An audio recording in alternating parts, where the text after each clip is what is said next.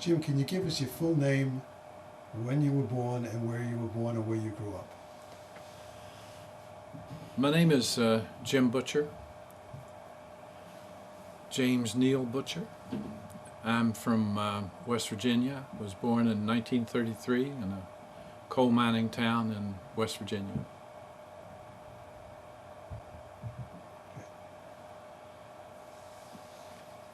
I grew up in a coal mine town in West Virginia. When I was about almost 9 years old, my dad was killed in the coal mines, and we moved to Charleston, West Virginia. So my mother took a job in a war production factory in Charleston, and there were 4 of us kids that most of we were minor kids. My mother died 2 years later and left pretty much us 4 kids on our own. We had a guardian, but we pretty much raised ourselves. At that time, my mother died. I was about 11 years old, and my oldest sister was 14, almost 15, and we raised the 2 younger kids. I have 2 younger brothers, and we lived pretty much by ourselves and took care of ourselves. We went to work fairly young. I took up a job with carrying newspapers, and we struggled along and did pretty well. As a youngster during the Second World War, of course we were quite intrigued with what all was happening in the Second World War, and so I got an interest in the military. And it was my intention when I got out of school that I would go into the service. And then in 1950, I was 16 at the time, the Korean War broke out. 3 days after that, I decided to go enlist in the Army. I packed my bag and went to the recruiting station, talked to the recruiter, and they didn't accept me. He told me to come back when I was of age. And so I had to wait a little while. When I got to be 17, I was a senior in high school. I joined the reserve, 100th Division in reserve for my high school years, the remaining year of high school. And then in 1951, after I graduated from high school, I enlisted in the Army and went into the military in May of 1951.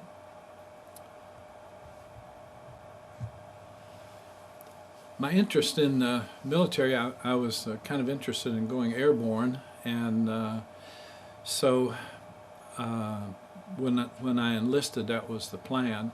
After basic training, I went into the jump school at Fort Benning, Georgia, got through jump school, and was assigned to the 82nd Airborne in the early part of 1952. And the 82nd Airborne at that time was pretty much a honor guard division, and with no overseas service. And so I decided that the war was still going on, and I decided that I would volunteer for Korean service. And I volunteered several times, and I continued to get rejected by the first sergeant, who was trying to maintain his troop level. So after a while, after several attempts to transfer out of the 82nd and go overseas, I wrote a letter to Senator Harley Kilgore, the senator from West Virginia, indicating that I had volunteered for overseas, and I would like to serve. And within 2 weeks, I was heading overseas with the help of Senator Kilgore.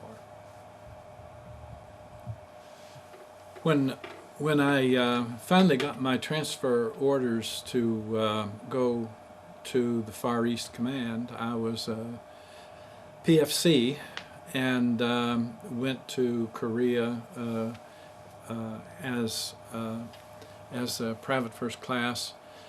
And I assumed that since I was a qualified parachutist, that I would be sent to the 187th, which was the regimental combat team, the airborne regimental combat team in Korea. They were at that time in Japan, and I was sent on to Korea. When I got to the replacement depot, the decision was made to send several of us that were airborne qualified to the 7th Division because of all the casualties that the 7th had experienced. And so I was sent on to the 17th Infantry Regiment with 4 other guys that were had been in the airborne, and so we wound up being sent to the Fox Company of the 17th Infantry. When I first arrived in Korea, the replacement depot was kind of a confused sort of a place, and when we were assigned to the 7th was located over in the Chorwan area, and we had to take a train from, they called it a train, a troop train. It went about 2 miles an hour, and as we chugged along going over into the center part of Korea, the train would stop every few feet, and there would be hundreds of little kids coming out looking for us to toss candy and that sort of thing to them. Finally, when we made it to the rear area of the 7th Division, and then it was kind of a slow process getting on up to the 17th. When I arrived, it was in October of 1952, and I was assigned to Fox Company, and it was a kind of a memorable experience of finally making it up to the front lines, and it was starting to get cold.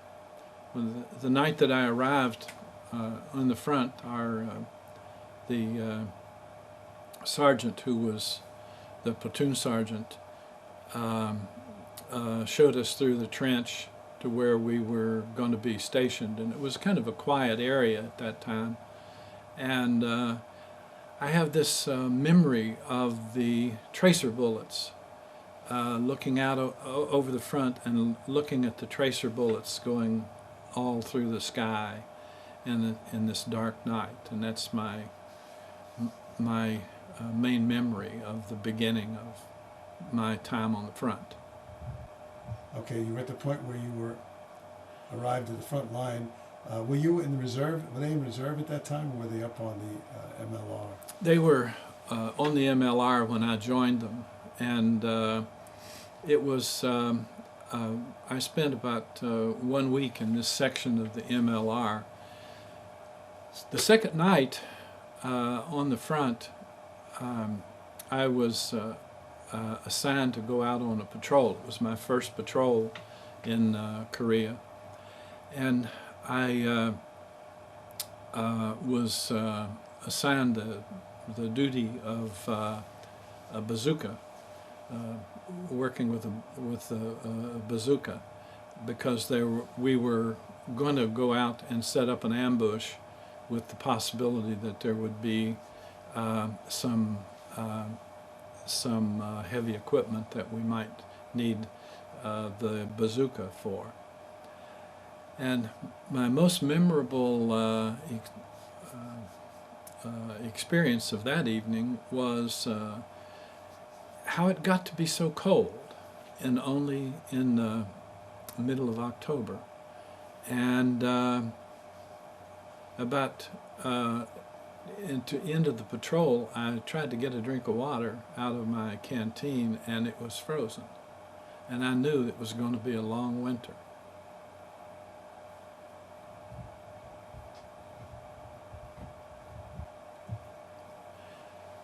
We, in our initial patrol, we did not encounter any enemy.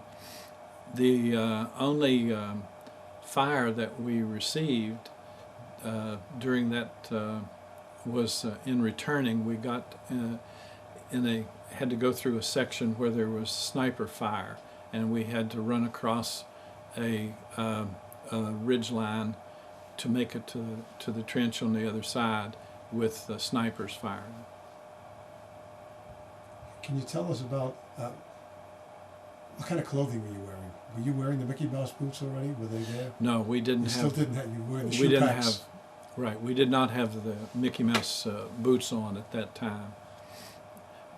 We pretty much just had our regular field gear. It was only October, and later on we got more heavy equipment. Okay, let's tell us about your first experience with contact with the enemy.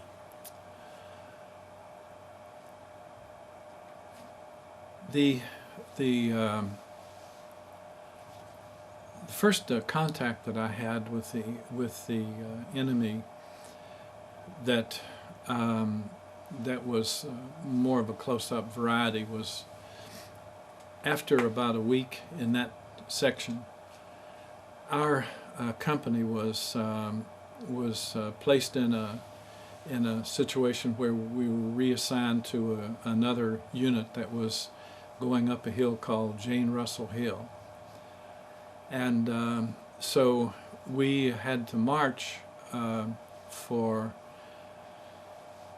a good part of an evening, a night, back to the rear, and then over to the right, where we took up positions in a blocking position in a reserve behind the Triangle Ridge, and Jane Russell Hill particularly was where we were to go. After spending much of the night in this position, with fairly frequent artillery rounds coming in, we moved up on to Jane Russell Hill the next day, and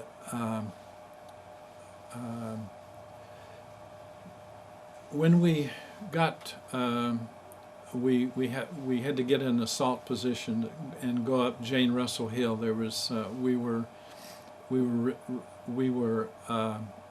reinforcing a company that was from, I believe, in the 32nd. We went into the trenches, what was left of trenches on top of Jane Russell Hill, where we spent 6 days. And that was a hill that was under fairly constant attack by Chinese. And my first experience of actually seeing the Chinese was my first sergeant assigned me the duty of being a sniper, and put me and one other person into a forward trench, forward foxhole, and our job was to watch for any movement on Hill 1062, which we were facing, opposite 1062. And during that day, as a sniper, our first encounter with the Chinese was we saw about 15 or 20 people moving forward, coming up the hill, and we began to fire into that group of people, dispersing them. And so that was my first actual encounter with the Chinese. Can you tell us a little bit more about, as the winter set in, what it was like there? It started, well, at the on Jane Russell Hill, as I mentioned. We were there for 6 days, and we were cut off. We had no supplies, and there was no way to get people off the hill who were wounded. And I had a very memorable experience on Jane Russell, where we were on one part of the hill, and the Chinese held a bunker on the other part of the hill, and we had to knock that bunker out, and so we had to crawl through the trench, and this was with 2 other friends, Carlos Coleman and I, and we threw grenades into the bunker and knocked out the bunker. After we were replaced on this hill, Jane Russell, we were taken back and given the company was taken back to the rear for reserve. Okay, before we get into that, can you describe Jane Russell Hill, and do you have any idea why it was called Jane Russell Hill? Yes. Okay, can you describe that for us? Jane Russell Hill was 2 rather buxom knobs that were a part of the Triangle Ridge complex. And I understand that Jane Russell was rather pleased that this hill was named after her. We were located on the right breast of Jane Russell for the 6 days that we were there. Okay, now you said you went into reserve. Tell Then us about that. we went into reserve, and when we went into reserve, we were given some training on crowd control, how to use your rifles and break up mobs, riots, because on Kojido Island, not long before the prison camp, there was a riot, and the Chinese and the prisoners had taken over the compound and held one of our generals hostage for a period of time. Following that situation, it became a policy of the U.S. Army to have frontline troops rotate through Kojido Island, and it was time for our regiment to get a break from the front, and so we were sent back to Kojido Island to guard prisoners for 1 month, and that was in December of 1952.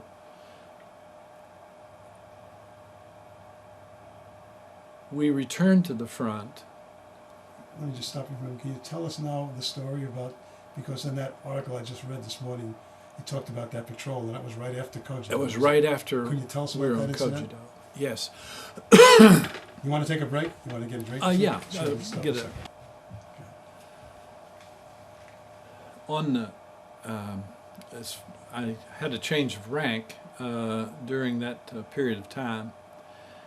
I had entered Korea as a PFC, but because of an incident in on the way up to the front, we had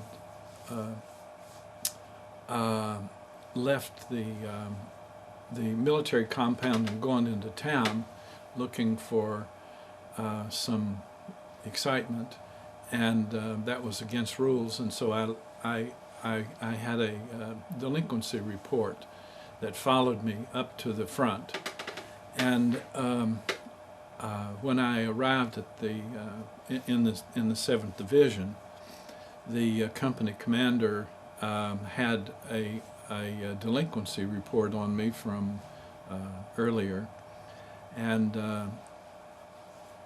when because of the intense action that we experienced on Jane Russell Hill, I was asked to go see the captain afterward. He asked me. He told me he was tearing up the delinquency report, and instead of busting me down to a private, he was promoting me to corporal and giving me a squad. And so I became a squad leader right after Jane Russell Hill. And I was a squad leader for about I was a corporal for about 2 weeks, and then he made me I was promoted to a sergeant. And so when I went back when the unit was sent back to Cogito, I was a sergeant. Can you tell us, as you were telling me before, something about the officer situation in the unit at that time? We lost a couple of lieutenants on Jane Russell Hill, and we did not have a lieutenant in our platoon at that time.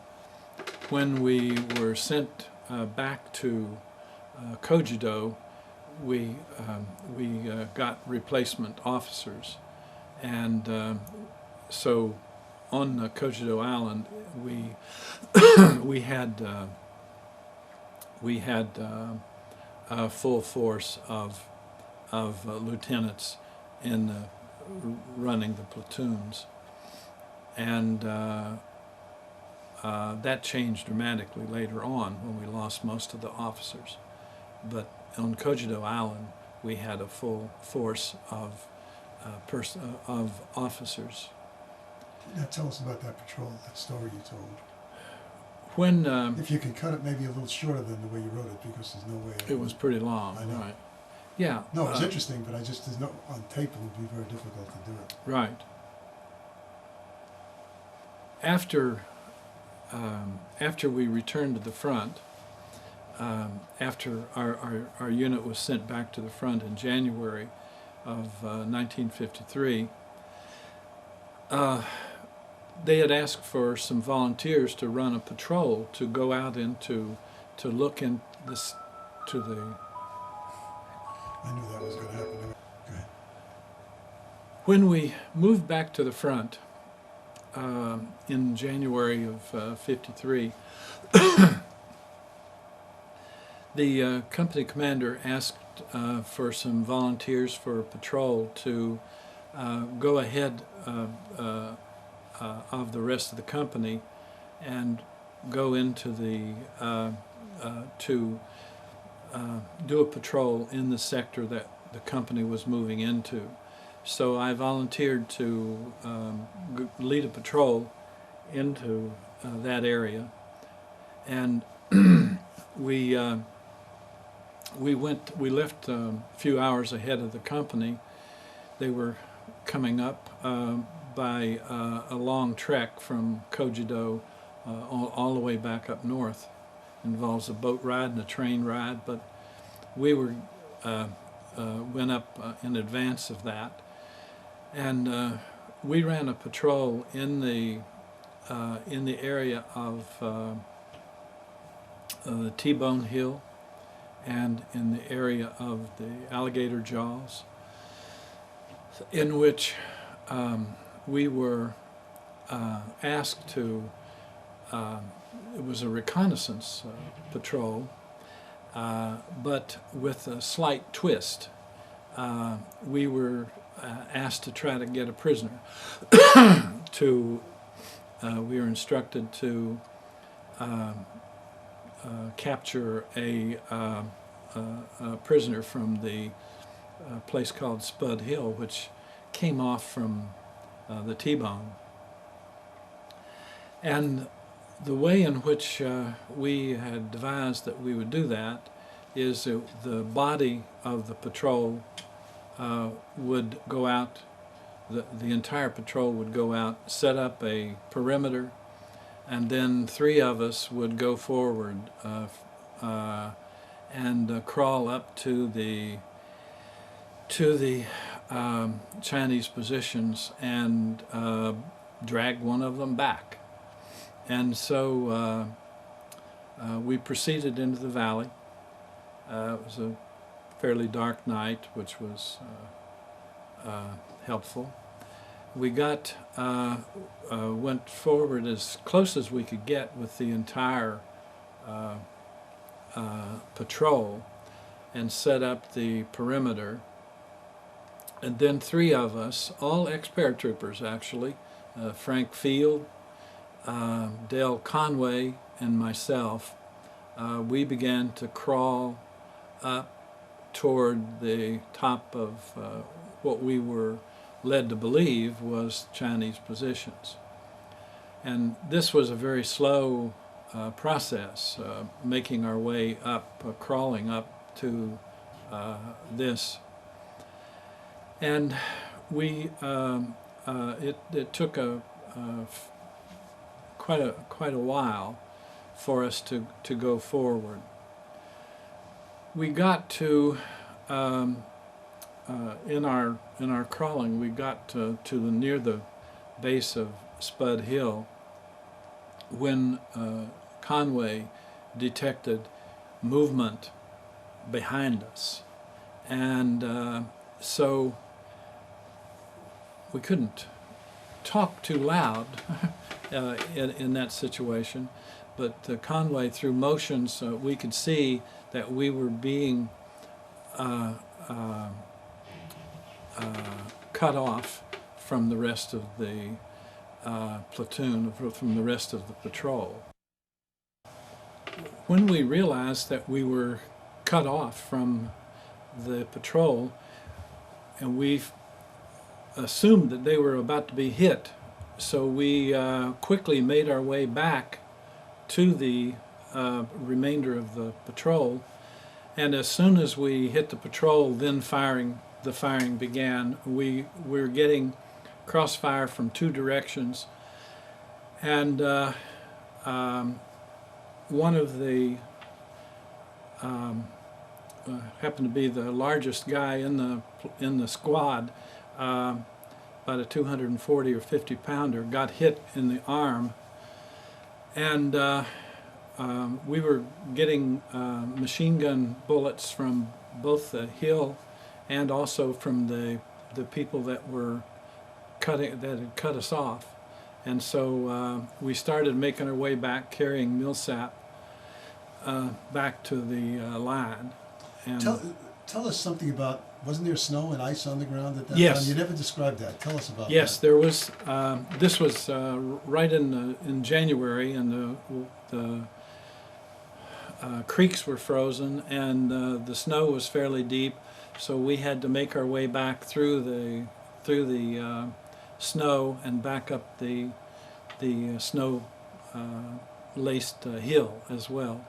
But we were able to get everybody back, and with just 1 wounded. Now, didn't somebody get the Bronze Star? Yeah, we put in Frank Fields for the Bronze Star for that action. Can you explain why you put him in for the Bronze Star?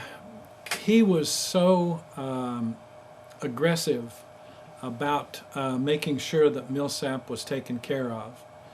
And Frank Field, he and I ran many patrols together. Frank was my point man. He was always the one right out in the front, and was just very very heroic during this whole time. Not caring about his personal safety, making sure that Millsap was okay. And Millsap survived? Millsap survived and lived till about 5 years ago. Now, I asked you before about, you were online and the Chinese were opposite you at this point. Did you experience any situation where you were attacked by the Chinese with the trumpets and bugles and whistles? Yes. Could you describe something like that? Yes.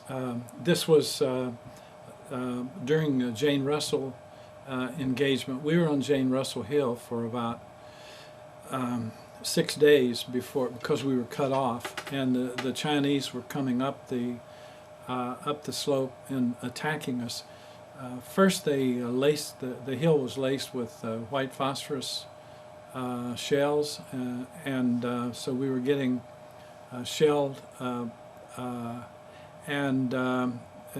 Sometime during the night, we heard the bugles, and it was just like daylight because of the of all the illumination that was going on. It was never dark, and we got the bugles, and a line of Chinese came up the hill, and of course we fired into them. They didn't make it to the top of the hill, fortunately. Were you ever in a situation where your position was overrun by Chinese? Well, on Porkchop Hill later on, in April, we were overrun by Chinese. Now you wanted to tell me another story. You said something off color. Yes. Sometime in February or March, we had been on the line for about a month, and we decided that we got back in reserve for a week to rest up, and we decided it was time to have a party, but we had no access to any alcohol other than the beers that they gave us, the beer ration, which we got 2 beers a day. And so one of the guys had the idea of using the KFC worker, the Korean Worker Corps, there would also bootleggers. They would also sell you liquor. And so we had one evening, we laid out a plan, since none of us had any money for the $15 a fifth for the liquor.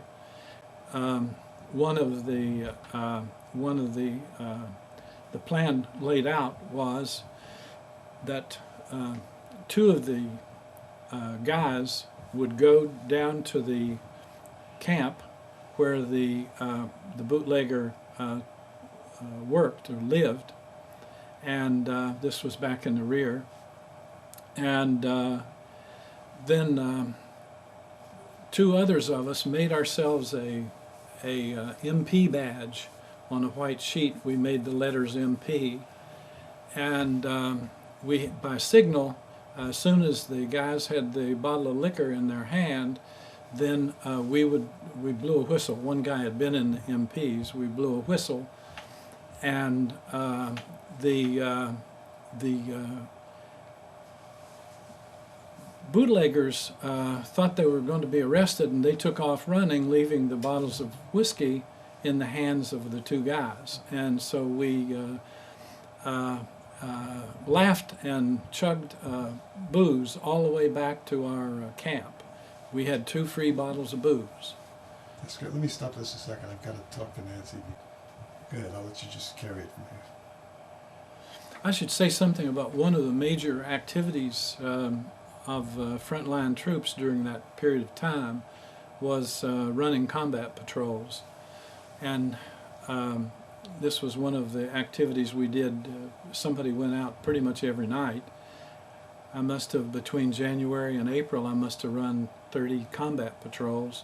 Sometimes they were ambush patrols, sometimes they were just reconnaissance patrols, but normally we would take about 12 to 18 people, depending upon what the goals of the patrol was, and we would go out into the valley, usually at the night, after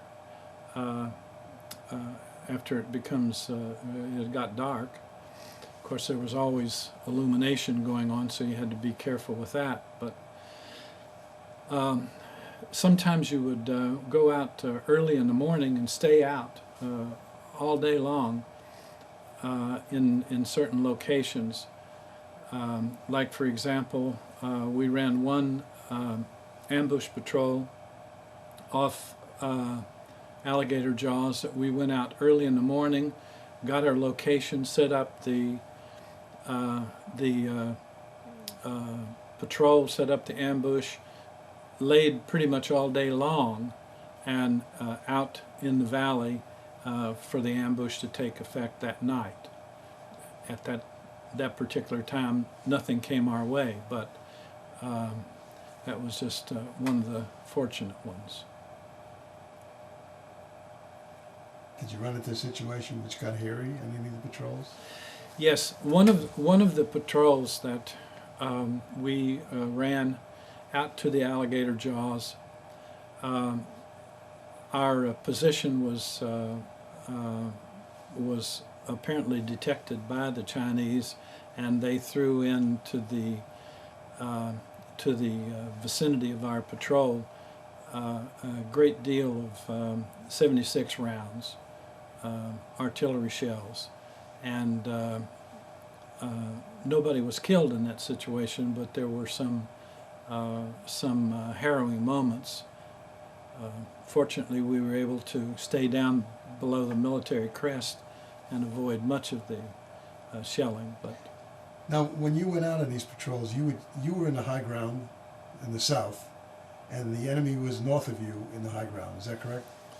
Was there sort of a dead zone between that valley? There was a valley. That valley we were just looking at in the photograph? Yes. Can you tell us about that? What it was like to cross that? And yes. How you would cross it? The hill that I'm referring to, I believe the number was 347, but we were dug in around that hill, and we would run combat patrols out across an open valley, and part of the way out the valley to the east was the Alligator Jaws. They were named because that's what they kind of looked like, and that was no man's land. The Alligator Jaws didn't belong to either them or us, and sometimes they would be there, and sometimes we would be there. On the Alligator Jaws, we had a place called Joe's Mailbox, and at Joe's Mailbox, they would come out and dump their propaganda literature, and I still have some of that. They would dump the propaganda literature, and we would dump ours, so we had some communication of sorts. But that valley was, as you cross across the valley, which was probably quite a few hundred yards in length, Spud Hill was one of the locations that the Chinese had. That's where we were running that patrol to. Go ahead. Out in the valley near the lower jaw of the Alligator Jaws, there was a place called the Joe's Mailbox. Joe's Mailbox is a place where the Chinese would come out and dump propaganda literature, hoping to influence us.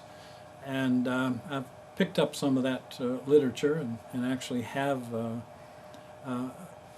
one piece left. And sometimes we would dump our propaganda literature off as well, but so we had a way of communicating. Now you said you sent one of them to your brother. Tell me about that. Yes, one of the pieces of propaganda literature, which is a real joke. I mean, it was seriously done trying to. It starts off with Mr. Moneybags in Florida, and what are you doing out on these hills, getting yourself shot at when the capitalists are at home, are making all this money and that sort of thing. And anyway, it was filled with with lots of propaganda, and I took one of the pieces that I'd gotten from the Joe's. Just start it with I took one of those pieces. Yeah, I took one of those pieces. I took one of those pieces from Joe's mailbox and sent it back home. But I modified it in some way. My kid brother was getting into a little bit of difficulty here and there, and I wanted to try to shape him up. So I wrote a note back on the back of the literature about him not being foolish and believing stuff. So. And you have that note? I still have that piece of literature. Okay. You want to start telling us a little bit about Pork Chop? Yes. April 16th, 1953. Let me stop you for a second. I really want you to cover two things, and then we'll be finished. Whatever you can tell me about Pork Chop, and then the peace truce, when the truce was signed. The truce, okay. Yeah, okay. Yeah. Go ahead. April 16th, our company, I was in Fox Company, and Fox Company was placed in reserve. There was a lot of action going on a hill called, that we referred to as Pork Chop Hill. And during the day, we knew that we were going to be sent up, we just didn't know when. And during the day, we back in reserve, we played a softball game and tried to enjoy ourselves as much as we could. And around 6 or 7 o'clock, we had a meal, the disastrous meal that our company always got before we got caught in something like that. They fed us creamed chicken on toast. That became a very bad meal for our company.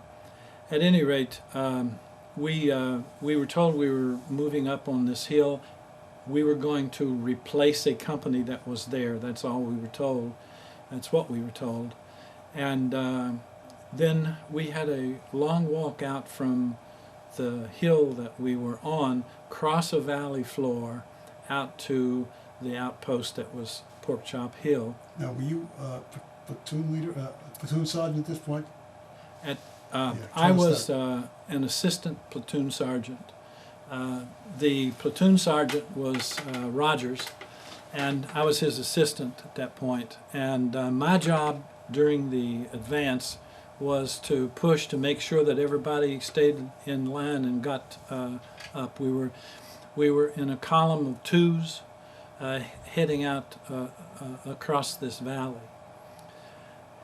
And as we approached the Pork Chop, all of a sudden hell broke loose. It was the Chinese had the road approach to Pork Chop zeroed in, and we started getting hit from round after round of artillery. And we had 19 killed on the approach to Pork Chop, 19 casualties. And we made it to the base of the hill, and I was trying to push people and getting them up the hill. And as we were trying to get up there, one round went off, and a big chunk of artillery took the head off of one of my favorite South Korean troops. And so everything was pretty rough at that point, and we kept pushing to go up the hill. When we finally got moved to the top of the hill, there was chaos on the top. We weren't replacing anybody because nobody was there. They were just scattered all over the place. There was a little bit of King and Love Company left in the command post. There were Chinese running all over the top of the command post. We found a location where we could take some of our wounded into a chow bunker, and so we set up a command post in the chow bunker. Let me stop you. Go ahead, continue. I'm sorry. So we were in a kind of a chow bunker kind of a situation, and our guys were scattered all over the hill. There was nobody there to point out even which way the Chinese were coming from. And so we set up the machine guns around the chow bunker and to use that as our own command post, which served as command post and aid station. Moss and Ziggy set up their machine gun overlooking the company CP that the Love and King Company officers were holed up in, and there were Chinese running across the top of the bunker, and so we were trying to clear them off the top of the bunker. And we tried to fan out in the trenches, but there was such chaos that people were all over the place. So we really lived in little isolated bits of people, not organized squads, but we kind of set up around the hill whenever we could. We set up what positions we could. Now, were there bodies lying all around? There were bodies everywhere. Give me that again, because I was talking when you were talking. Go ahead. Yes, on the top of the top of the hill, there were corpses everywhere. There were wounded. There were Chinese. There were our people, and we tried to set up where we could in different positions around, and but there wasn't any communication. All the radios were jammed. We had no communication with the people back at the battalion. We don't know if what the commands were, or we don't know what information they knew in the back, but at some point during that early evening, our own artillery was leveled onto the hill, assuming that anybody alive was in a bunker. So our own artillery shells were dumped in on top of the hill, and we were basically kind of given up for that nobody left was alive on the hill, and that's the way it was most of that evening. Sometimes during that evening, the Chinese would be firing on the hill, and our artillery would be firing on the hill. All the time it was broad daylight because of the lighting of the hill, so it was never dark. Sometime in the wee hours of the morning, the artillery stopped, and it was dead quiet. And we assumed at that point that the Chinese would be attacking, And so we took out what stragglers we could find, got them out, lined them up into the trench as a kind of a Custer's last stand sort of a thing. And we were waiting for the worst to happen when we assumed that they were going to be attacking in force. And as we waited, we could see along a line, an assault line forming at the bottom of the hill. And we held our fire as they kept coming up the hill. And as they got near the top of the hill, one of the people, they started moving faster. And they had soft caps on, so we were pretty sure they were Chinese. And one of the guys over on the left threw a hand grenade. Go ahead. As they approached up the hill, one of our guys over on the left threw a hand grenade, thinking that they were on top of us. And then we could hear the people speaking in English. They were Americans. And we held our fire, and it turned out to be, it was Easy Company coming up the hill, and they had taken their helmets off to be quieter, and that's why we thought that they were Chinese. So when we all got together, when they got up the hill and saw that we were survivors, we all joined together and then moved to the top of the hill because the Chinese still held the top of the hill. So we then cleaned up the remaining Chinese off the top of the hill. So how long were you up there in all, from the time you left to the time you went back? It was about a day and a half. Can you give me that in a sentence?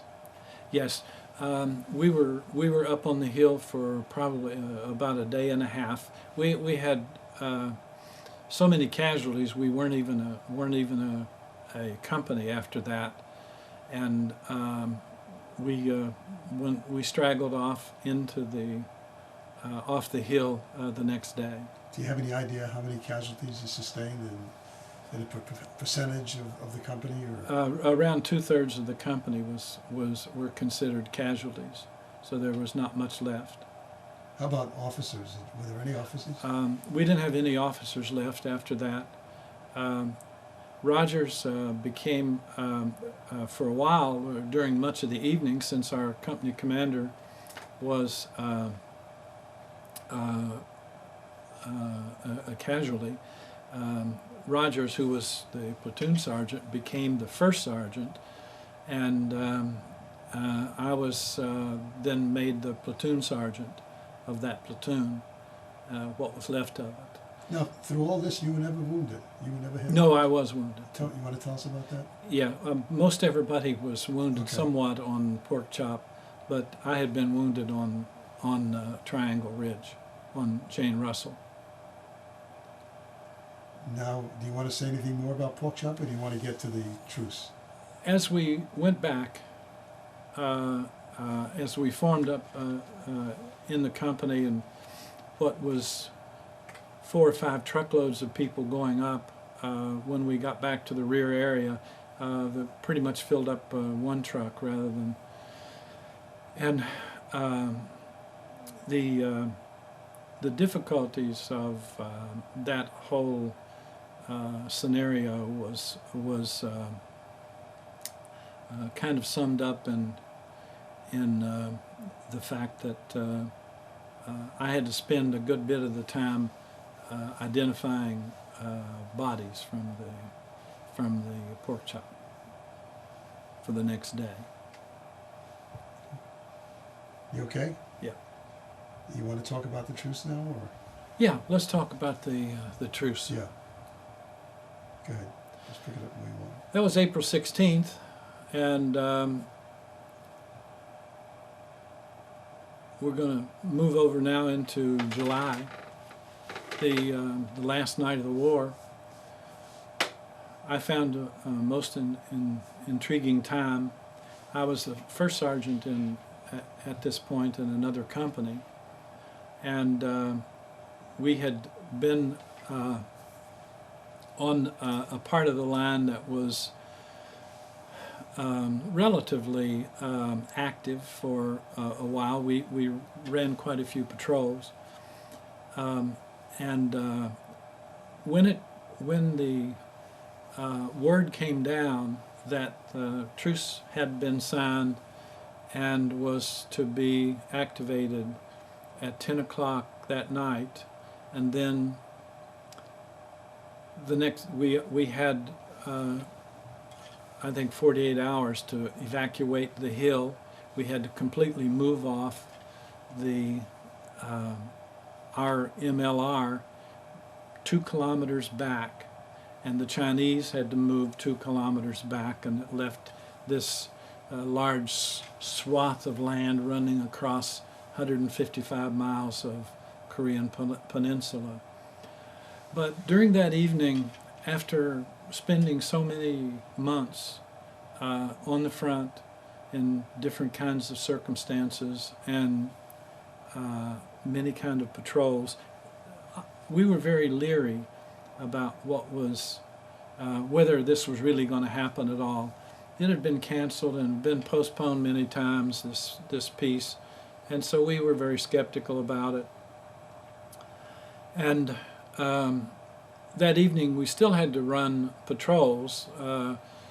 Firing had to stop at 10 o'clock on both sides, and we ran a patrol. We ran our usual reconnaissance patrol out in front of our positions, and I sent out the patrol. And fortunately, they had initially said no rounds in the chamber, and so our that was battalion had said no loaded guns, and so at the company level it somehow got changed to where it came down to our positions. We damn sure had rounds in our chamber, but we knew how to handle them.